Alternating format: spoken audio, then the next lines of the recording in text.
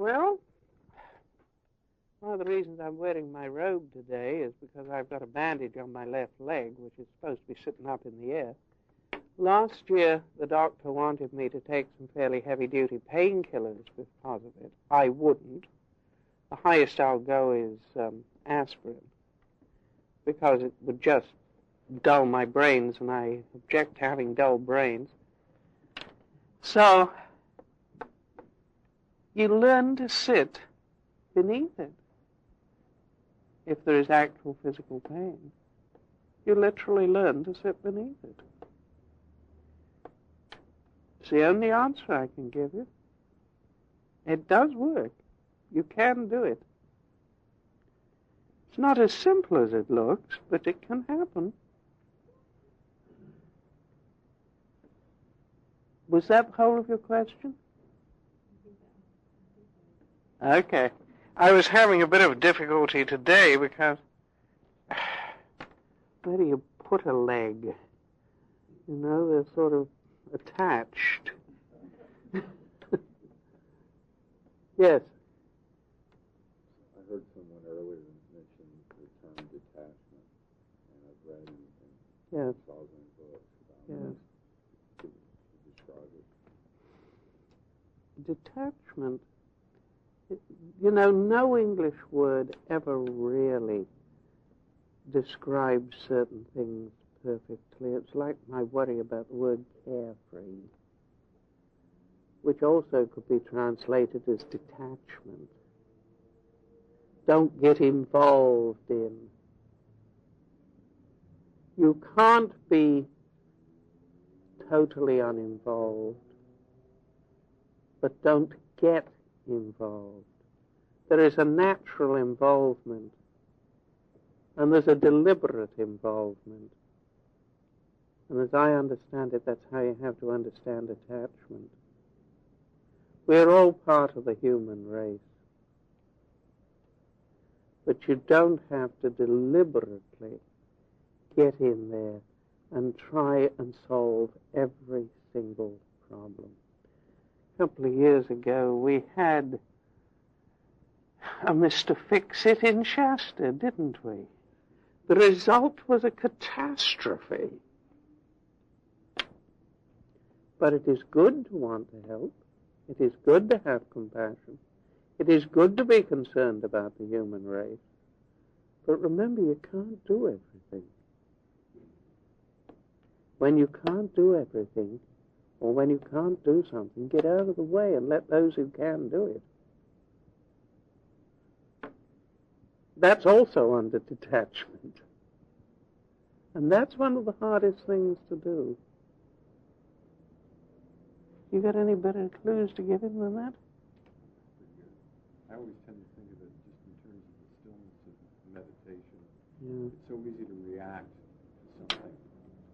And if we can learn to be still first, and then be able to act out of that stillness, I think we'll not create a lot of problems for ourselves and for other people. But you have to be able to get out of the way first to be able to see what you can do or can't do. In many respects, the story I told of the monk and the puddle was a matter of detachment. The other one was still attached to the girl. Why are you still carrying her? The other one had got involved, dumped it down, and gone on. He wasn't attached. That's detachment too. But he still did a compassionate act.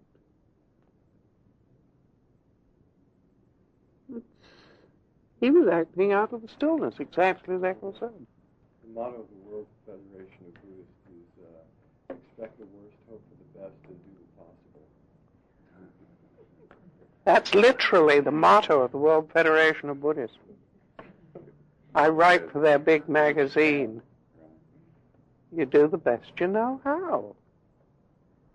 And that's really all the Eternal ever asks of you. I can remember asking Kōhō Zenji what he wanted me to do, and he said, the very best you can, and I was annoyed about this, because, that's not much. Then I went back and meditated on it. Oh, wasn't it? You don't realize fully how much that actually is till you try it. And that's detachment. We've got about 10 minutes, so there's room for another couple of questions.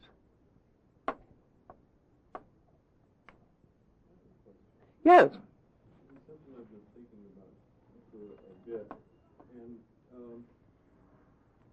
it's talked about the law of karma and somehow that the effects of karma can happen immediately or much later on. Yes. And also the fact that, the law of karma is something that's compassionate and there really to help you. I was wondering, if it's there really to help you, and you have, effects that happen, way down lifetimes away or, Yes. 10 or 20 years, that doesn't seem like that would be an easy thing to learn from. They talk about if you are thinking of yourself as an individual, it isn't. But if you are thinking of the whole of life as something that is constantly moving towards perfection, then it can be very helpful indeed. So long as there is the thought of an individual, yes, it's not necessarily very helpful. Yeah.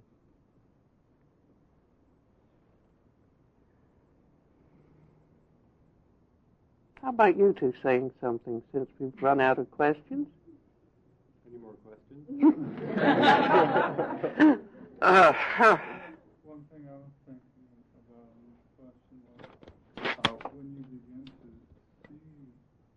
remember things that have happened, reap the consequences of the things that have happened 10, 20 years ago or further back, it gives you the opportunity to give thought to what you do now, which may have consequences far into the future. So it gives you a deeper perspective in one sense to what you choose to do, and you not only think about what the immediate consequences will be, but what they will be further on. Also, past life can be in this lifetime. Stuff that you've perhaps almost buried because the memories were so painful can come up in meditation and show you how they are affecting you now as an adult. One of the things that Reverend Master has taken great pains to teach us is that hindsight is an exact science. It's probably the only exact science. And it's easy to look back and say what you would have done had you known what you know now. But there's also the expression, that good judgment is based on experience and experience is based on bad judgment. So you try to do your best with compassion and learn from your mistakes. What Buddhism is not teaching perfection in that sense, but what it is teaching is hopefully personal responsibility and just doing the very best you can to do the very best. And when you really begin to set your mind to what the very best is, your idea of the very best is constantly expanding. Because what is going to be the very best for us now in this moment, perhaps in another day or 2 days or 3 days or 3 years, might well be different. But the most important thing is that it just keeps getting better and it keeps getting clear. And if that's happening, then you know that you're making some kind of progress. And don't expect too much. And in the end, don't expect anything, as Corporal Zenji told me, which is why when something happens, it's such a glory. You weren't disappointed. Yes. You aren't sitting there saying, is it happening yet? I've had a couple who did that. Are we enlightened yet? Are we enlightened yet? Are we having fun yet? The man who, after he'd learned the 26 letters of the alphabet, asked his tutor if he would pass the worst because he wanted to go to Oxford. It can get very close to that sometimes. Very close indeed. Yes. A past life experience does not have to be from a life before this one. It can be of this life. Something that you buried deep that was so horrendous can come up.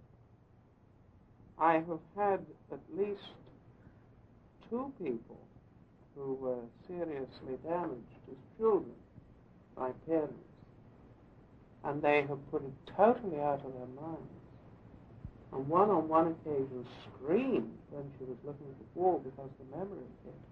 She got all the other stuff out of the way, and suddenly this came up, but she was able to face it. She was able to do something about it and see how that had controlled her in her adult life. So this sort of thing can happen in meditation. It just popped out with the blue, something that was totally buried. All past life. Yesterday's past life. The 5 minutes ago when I said this is past life. You have to know what is meant by past. It doesn't have to be from another era or another time. But it is a jangle, and that for her had been a terrible jangle in her childhood. That's how it comes about. Well, we've got about 3 minutes, so perhaps before they throw us out. Oh, there's a question? Great. In the discussion of karma, I hear a lot of do the right thing because of the karma. Would a Buddhist just ever say, do it because it feels better? Do it because... Forget about the karma, but you do... You don't do it because you think about the karma. You do it because it's the right thing to do. And usually, don't you always usually feel better when you do it? Doesn't it kind of go along with your real true nature to follow the precepts ultimately? Ultimately, one instinctively wants to follow the precepts. Yes, ultimately one does. One does not do it because of fear of karma, which is what I was saying to our friend here. If you're faced with a situation, if you've got to do something because something much worse is happening, you can't afford to be a coward on the karma.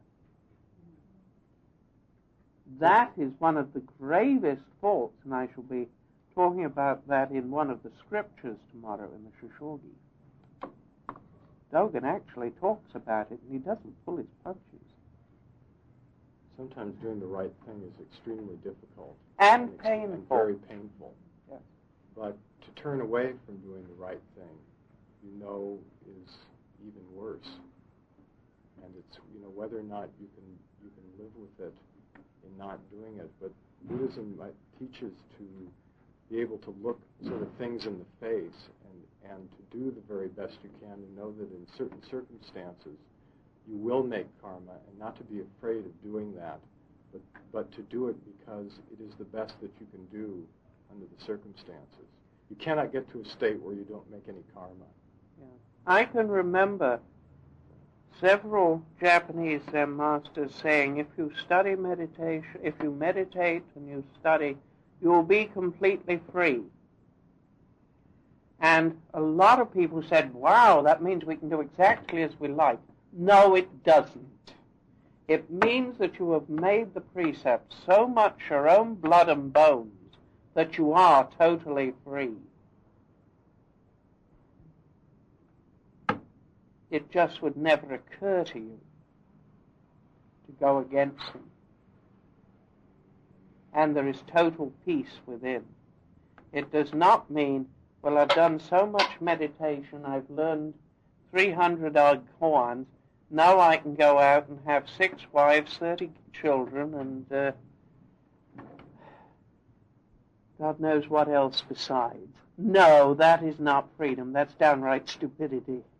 And that is not what the Buddhas and ancestors teach. I just wanted to put that in because one of the saddest things, as I said at the very beginning, is that a lot of teachers came to this country with the best of intentions, couldn't speak the language well enough, and a large number of muddles have grown up in consequence. And I often think of myself as a karmic road sweeper, going around picking up the muck that everybody else has left lying about. See you tomorrow, friends.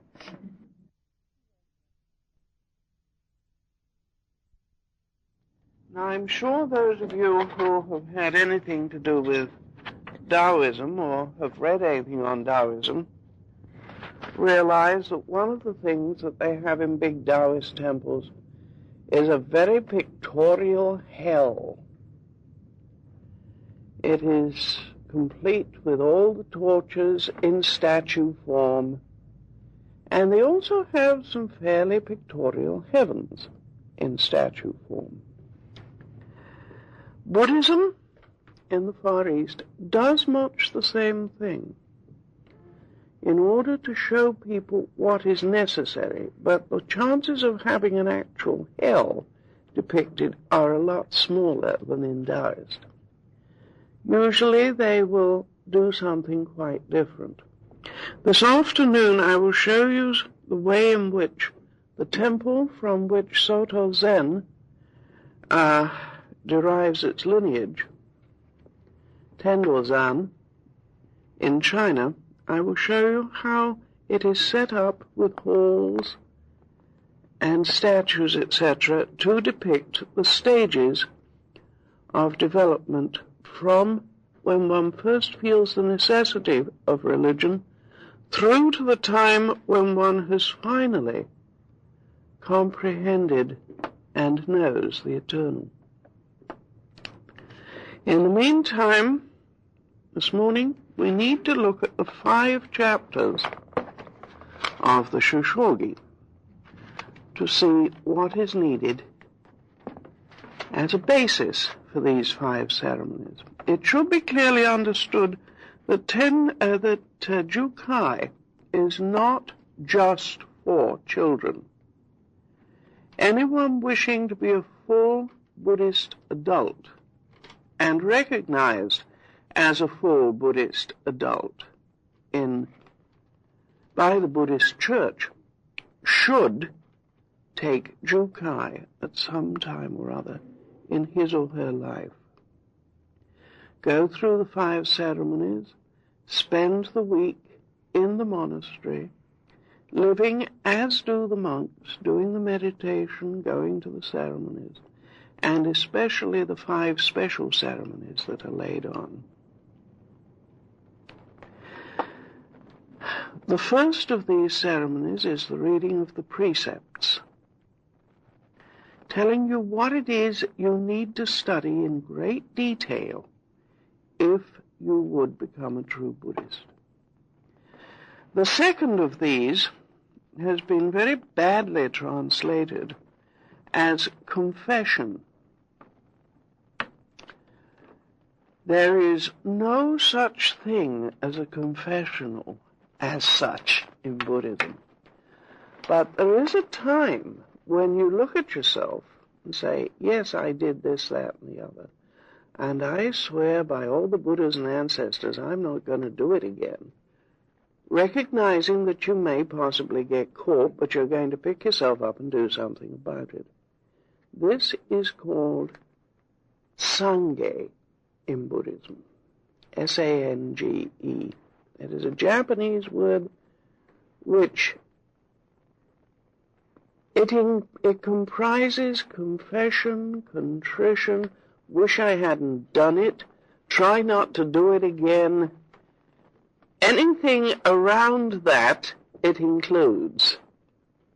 But it does not imply sitting in a small confessional, stating all of your sins in a list.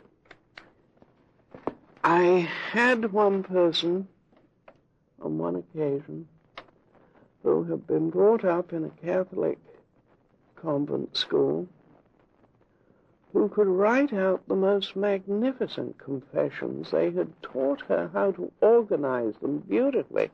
What they hadn't taught her was how to actually confess within herself to having done the things. What is important here is being able to see you've done them and do something about it. Being able to look at it. And anybody can look down at the mud and say, oh, isn't it an awful mess? But you've got to look at the mess and say, yes, mud isn't very pleasant, but remember that the lotus blossom has its roots in the mud, comes up through the water and looks at heaven. Mud can be nutriment if it is looked at correctly. It can show you what not to do and how to train. So you do not look at what has happened in the sense of, oh, how dreadful, evil, wicked, bad, and nasty I am, but I was something of an idiot. Let's not do it again. There is a great difference in the way in which one looks at this. So the second chapter, for lack of a better term, I'm going to use the word confession or contrition, or an act of, what's the word they use?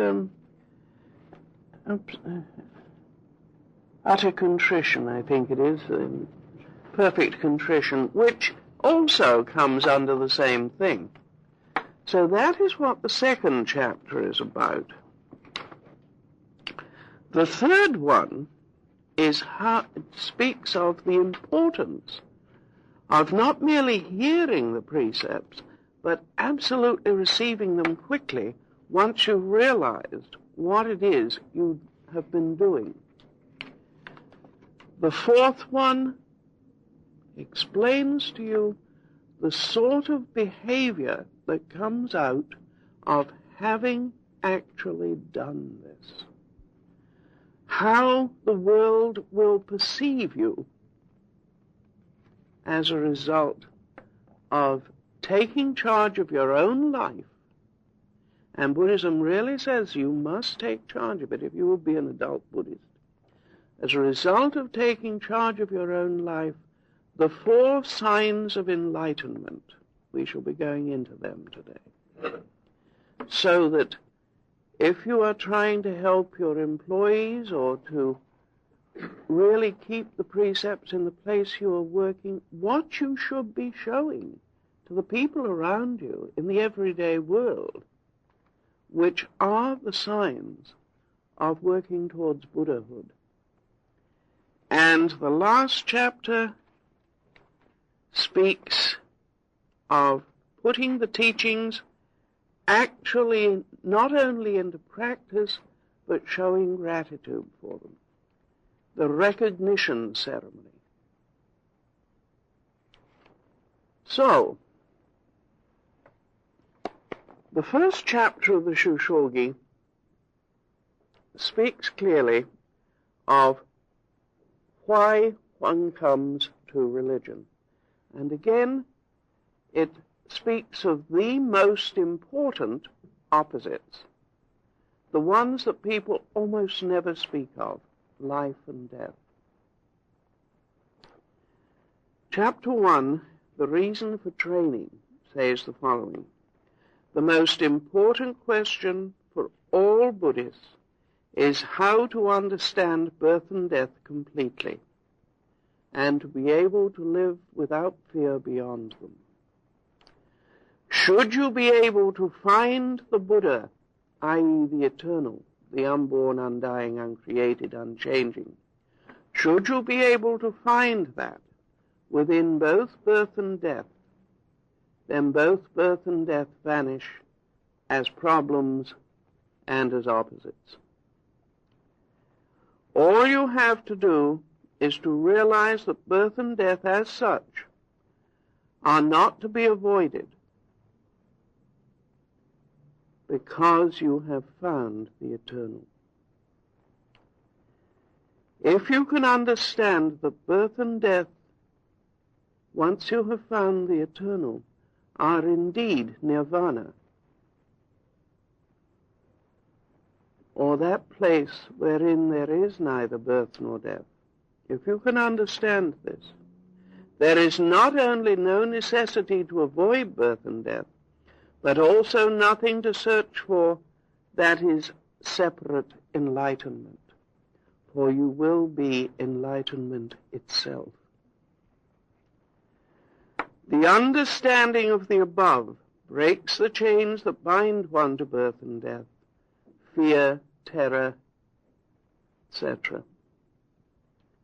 And therefore the problem, which is the greatest in all life, must be completely understood. The final koan, the final of all, how to live completely, taking refuge in the Buddha, taking refuge in the teaching, taking refuge in the priesthood. In that place there is no birth and death, no fear, and of course no pride of attainment. So the final opposite falls away. And yes, one is sometimes sick, as the world understands it. I have sometimes got the impression from talking to people concerning birth and death that they are surprised that the Zen masters of old are dead. They've heard that you live much longer. It is certainly true, if you learn to live without fear, your body does last a lot longer. The average Zen master, unless he has a mortal illness that he's inherited or that he's had before understanding, or even sometimes afterwards, as a result of an illness that has given him another illness. Usually, such a Zen master will live on the average 10, 20 years longer than most people. But he is not God, and he will wear out and die. Zen meditation is not a cure for physical death as we understand it. It brings about total peace with regard to spiritual death, but the body is still going to disintegrate, fall apart, and die. Otherwise, all the Zen masters from the beginning of time would still be wandering around, and some of them, I suspect, might by now be a bit cranky. This is not going to be an absolute cure so that you will never die. There is not magic in this. But if you can totally live beyond fear, you will last an awful lot longer. One presumes that everybody wants to.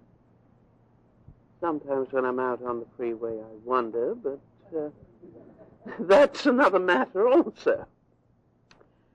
So, yes, you will possibly live a lot longer. And you may also be able to live without having to take a lot of the things like heavy painkillers and the like, because you have learned to meditate and you can handle the thing much better. But you will still need the help of doctors. And Buddhism should not be substituted for visiting your doctor. I say this because occasionally this has come up. Well, I thought if I came and meditated it would cure this and I wouldn't need to do anything about it. Anyone who says I advocate that has not listened to anything that I have said. Sometimes one needs a doctor's and one should not impose the idea on another that a doctor cannot help one physically. So, Dogen continues, it is very difficult to be born as a human being and equally difficult to find Buddhism. However, because of our good karma, with the karma that we have accumulated, we have received the exceptional gift of a human body and are able to hear the truth of Buddhism. We therefore have the greatest possibility of a full life within the limits of birth and death. It would be criminal to waste such an opportunity by leaving this weak life of ours exposed to impermanence through lack of faith and commitment. We are here speaking of real life. To leave it by not training ourselves to a seeming non-continuance. Now they are speaking of the good karma. There is also a handful of good karma that we each get, which, as I understand it, is roughly in ratio to the size of the horrendous handful we've picked up as well, so that we have something with which to work in order to clean. That is how it was taught to me. Now, there are some things that are, of course, unprovable scientifically, which is why I'm saying this is what I was taught. It works for me, but I can't give you chapter and verse because I haven't got it. Fair enough? Impermanence offers no permanent succor, the impermanence of this life. Therefore, it is imperative to find that place where life and death do not exist. On what weeds by the roadside will the dew of our life fall? At this very minute, this body is not my own. Life, which is controlled by time, never ceases even for an instant. Youth vanishes forever once it is gone.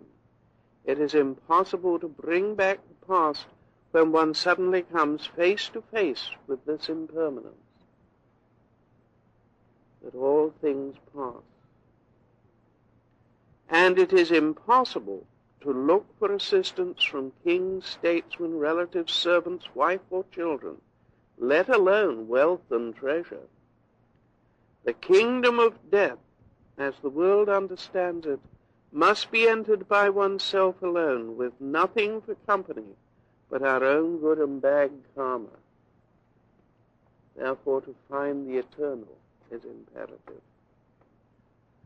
Avoid the company of those who are deluded and ignorant with regard to the truth of karmic consequence as a result of breaking the precepts.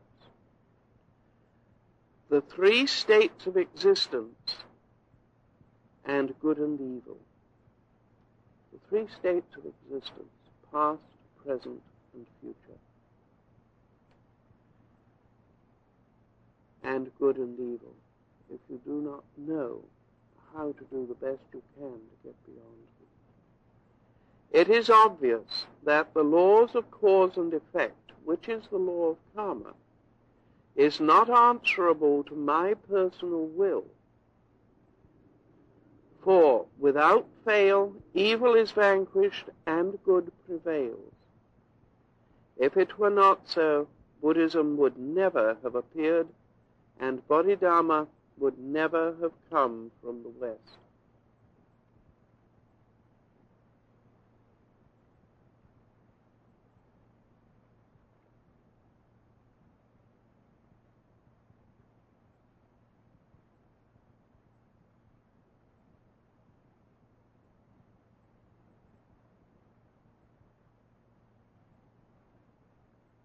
One must understand these three periods of time, past, present, and future, very thoroughly, what you did yesterday can color what happens today, and what you do today will color what happens tomorrow.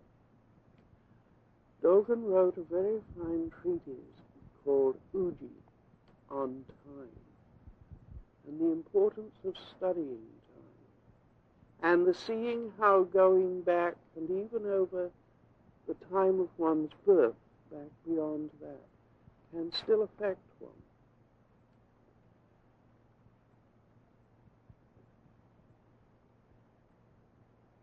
Unless one understands this very clearly before undertaking and training in the way of the Buddhas and ancestors, mistakes will be made by many, and they will fall into difficulties, and in addition to this, their lives can become evil, and their suffering can be prolonged. One has to study what happened yesterday, or as I said, what comes up as past life stuff in this lifetime. I spoke to you yesterday about someone who remembered something that happened in her childhood. One has to look at what happened then, the way it affects one now, and the way it will affect one in the future. And cutting the chain of karma, as it is called, is recognizing what one has done or what has affected one, the way it is affecting you now, and saying, no, it's not going to affect me that way in the future. I'm going to take charge of this. I'm not going to let it happen. And this also comes under confession. To a very large extent, one of the things we have to do in meditation is forgive ourselves for what we were forced to go along with as children, because we had no power to alter it. One can frequently forgive other people, but to forgive ourselves for being too weak to handle the situation is one of the biggest problems I've found that people have. I have often thought,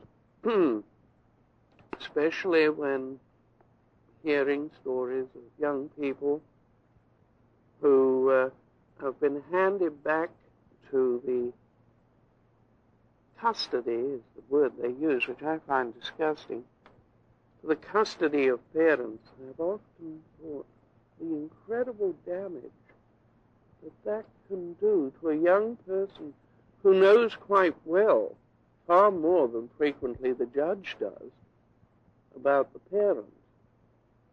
Now, in many cases, this is not true, and the child is wrong.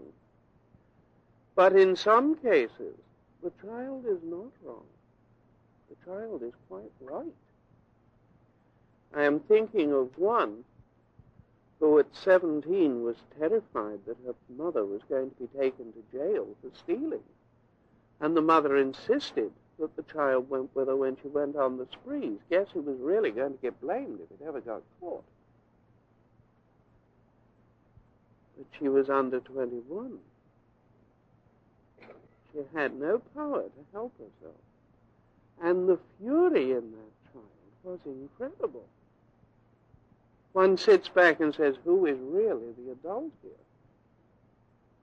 But try and make the law understand this. So a lot of the things that come up in meditation is the realization that you were helpless and had to go along with things that you knew were wrong. And as we hear all these ghastly stories of child abuse, this becomes more obvious as we hear them. So remember that one of the things that is likely to come up in meditation are these sort of things that have happened in past life. And it frequently happens that someone will suddenly burst into tears sitting beside you in the meditation hall. Now, they usually do not want to be touched, but sometimes they do, and only instinct can answer you as to whether or not this is the right way to go. But do understand, if it happens, they are trying usually to forgive themselves. Only last night I had an incident of the same sort of thing, of someone who had been meditating deeply and was trying to forgive herself. She was crying terribly on the phone to me, was trying to forgive herself for having had an abortion. How could she have done this?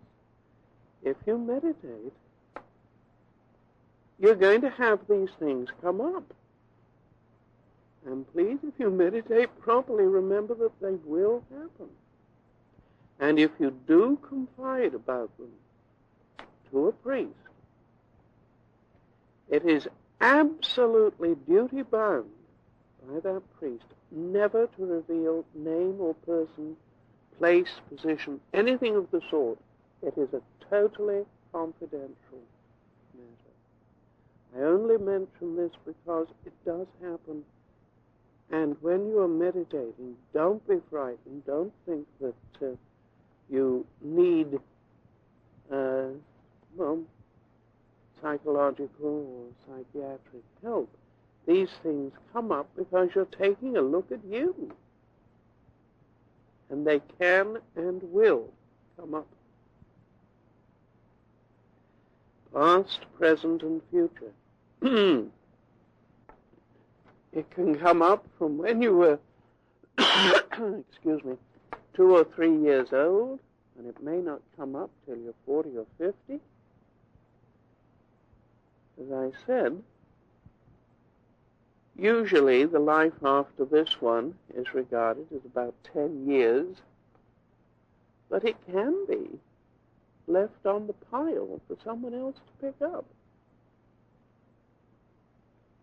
at rebirth.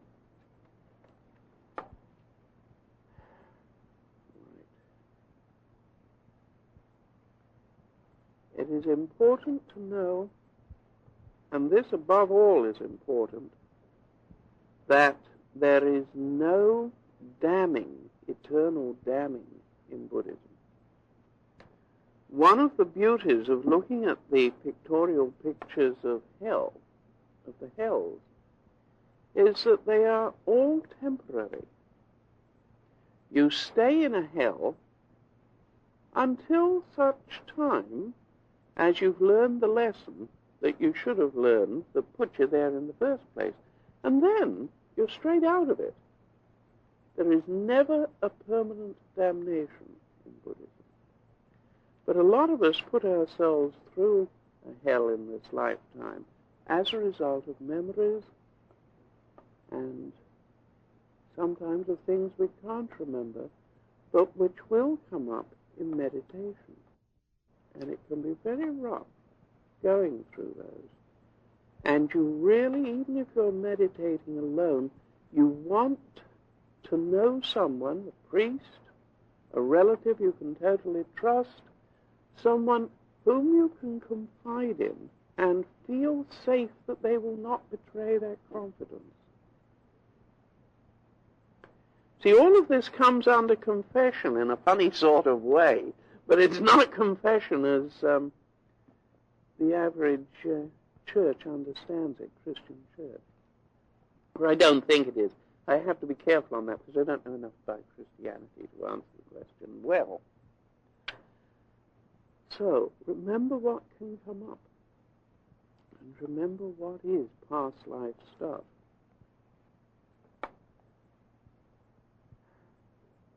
Now, this is a paragraph I mentioned yesterday. None of us have more than one body during this lifetime. Therefore, it is indeed tragic to lead a life of evil as a result of not knowing what can happen to us as a result of what we have done in the past, and not cutting the roots of karma quickly. For it is impossible to escape from karmic consequence if we do evil on the assumption that by not recognizing an act as evil, no bad karma can accrue to us. Now, there was a lady sitting over there yesterday who spoke of what about the responsibility of something. Supposing you see something terrible happening, should one do something about it? It specifically speaks to this in this scripture. I'm not going to make karma. I'm not going to get involved. The argument that if I get involved, I'll make karma, you bet you'll make karma. And you'd still better get involved, because if you don't recognize an act as evil, it's going to be far, far worse. You're an ostrich with your head in the sand, not recognizing evil. And yes, there will be consequences accruing to you, and you better know it before you stick your head out and do something.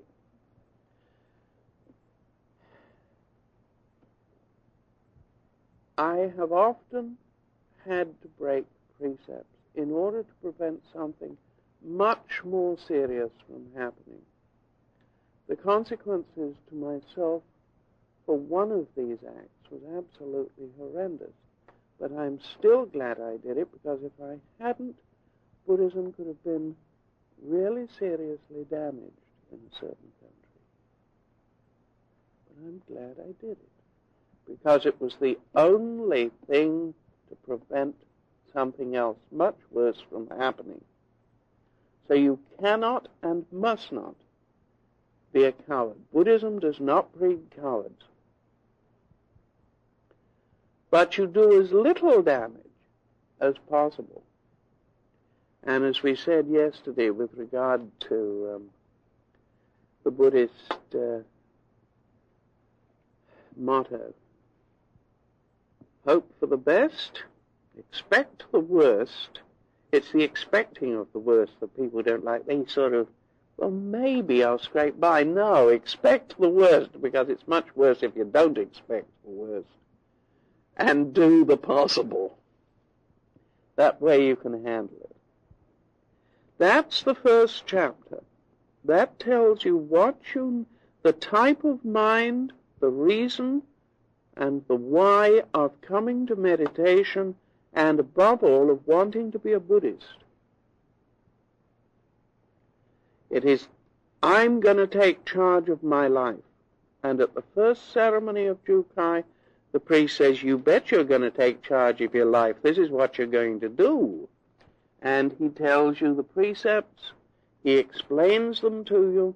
What I explained yesterday, the Kyorju Kaimon, the 10 precepts, the 3 pure precepts, and the 3 refuges, which are the 3 Buddha precepts, the 3 refuges, that is part of that very first ceremony. That is what is read to you by the priest. He then says, will you for this next week keep these precepts? And the people answer yes. That ceremony is done in a big guest room. The priest, at the beginning of the ceremony, if you've got a big enough temple, and next year, with any luck, we should be able to do this in Shasta, because we finally got our big guest house up. Although it's not as big as I'd hoped for. Apparently, it's more expensive to put up a 2-story building in this country than it is to put up 2 single-story ones, which blows my brains, but that's neither here nor there. So we've got 1 single-story, and we'll get another one later. What you do, 2 or 3 of the chief guests, they elect who shall do it, comes to the guest master with incense and asks that the congregation may be given the precepts. And he asks if any of them would rather not be given the precepts, in which case such a person is asked to leave for this week. Then the guest master goes to see the Kyorjushi, as he's called, which is the precept master. Asks him to administer the precepts to these worthy people who wish to practice the Buddha's way for 1 week. And then the ceremony takes place in the guest hall. It does not take place in the main ceremony hall. It takes place in the guest hall, and it is incumbent upon the Kyojushi to study the faces of the people to make sure that they all are in agreement and that none of them look as though they are fighting the idea. That's not always easy to do, since all you have is candles to light the room for the day, for the evening, and it usually takes place at dusk. Then you have what I spoke of yesterday, and with the comments of Keizan Zenji, which I read to you. Having done that, the people are then invited to meditate and instructed in meditation. And that ends their first day there. The following morning they are expected to get up and do exactly as the monks do from the point of view of attendance at services and meditation. And usually that day, I'm talking of a complete week now, and you've got 5 ceremonies, you've just done 1. That day, usually people spend carefully examining their consciences, thinking of how best they can handle each precept. The Chinese have a very interesting system.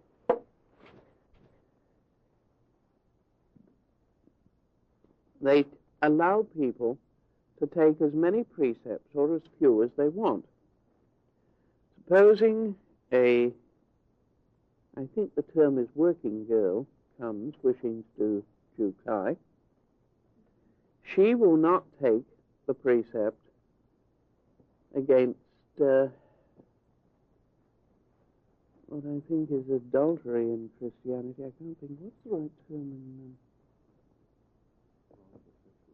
That's right, wrongful sexuality. Occasionally I can't remember something. She will not take that precept. A shopkeeper will frequently not take the one against stealing because he's not quite sure about the amount of profit he's making. And so it goes on. You take as many as you know you are really going to try and keep. Which, if you think about it, makes a lot of sense. Don't try and guarantee something for a week that you're not sure you can manage. And if that person is sincere, and usually if they do it that way, they are very sincere. If that person is that sincere, by the end of the week he realizes that you can't really cut one of them out, or any of them out. And I have known prostitutes change their lifestyle totally as a result of going to Jukai. And I have known at least one butcher who walked out of his profession and found another job. He realized he could not continue and be a Buddhist. So it sometimes does cost to do this thoroughly. It's worth it, that I assure you, but it sometimes does cost. So, you spend the day meditating deeply, looking at what perhaps needs to be changed in your lifestyle, so that not only can you go back to the world, yourself having benefited from this, but you can give such, and you can be such an example to others that they will want what you have. Now, as I said yesterday, greed can be used positively. Remember the story I told of tying my shoelace and everybody thought there was bread? And the villagers who were wondering why I was looking at a wall, or the small children, the same thing. If you are going around your work, not tearing people up, looking good, obviously not scared, somebody is going to say, what she got, I want it. And that is how Buddhism is spread.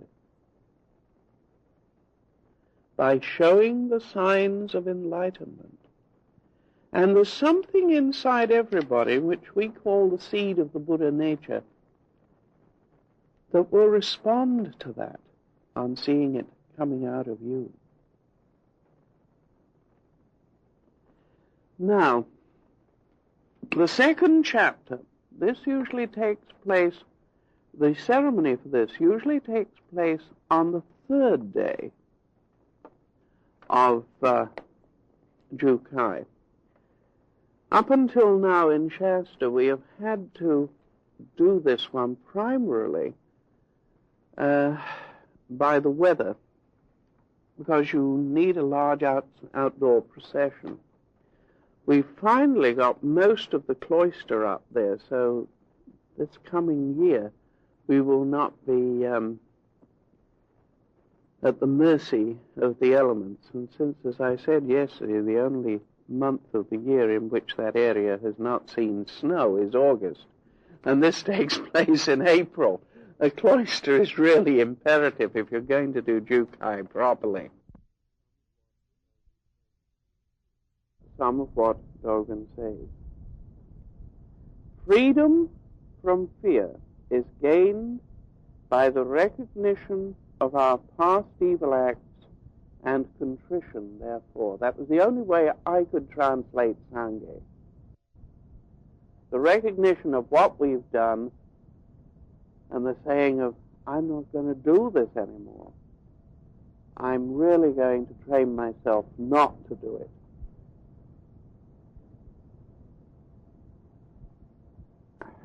I knew of one person who every time she failed to keep that promise to herself, gave herself a penance, she was coming out of the Catholic background.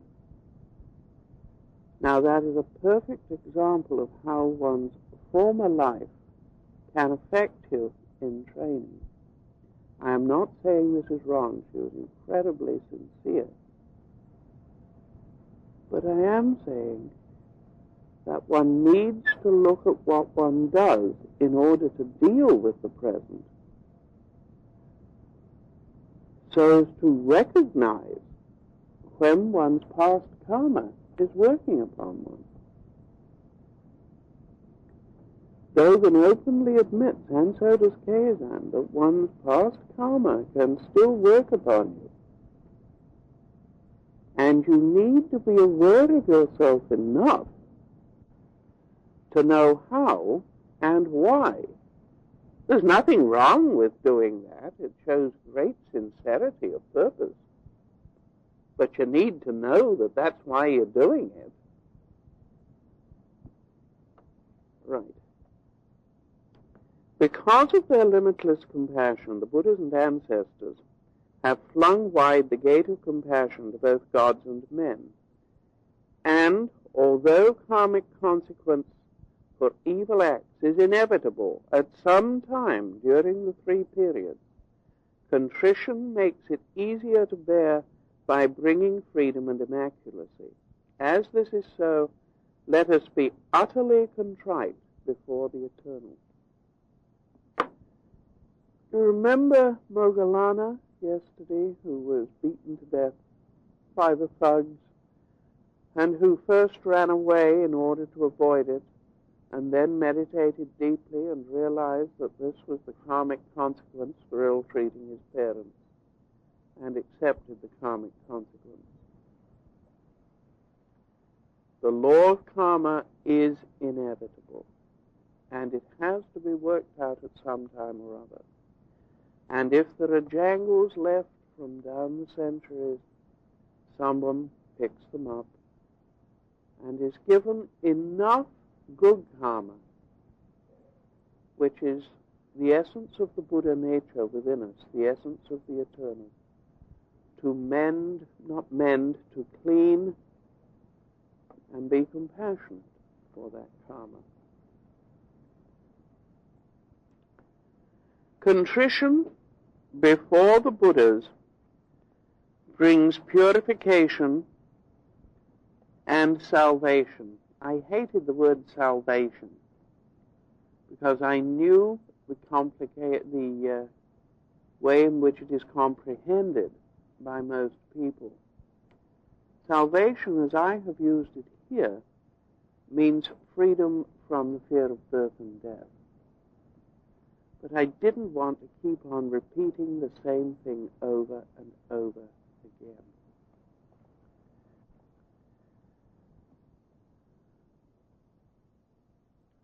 Once aroused, the true conviction of the necessity to train changes all beings in addition to ourselves, with benefits extending to everything, including that which is animate and inanimate. We no longer kick the door down if it won't open in a hurry. We take the trouble to find the key, putting it in the best way I know.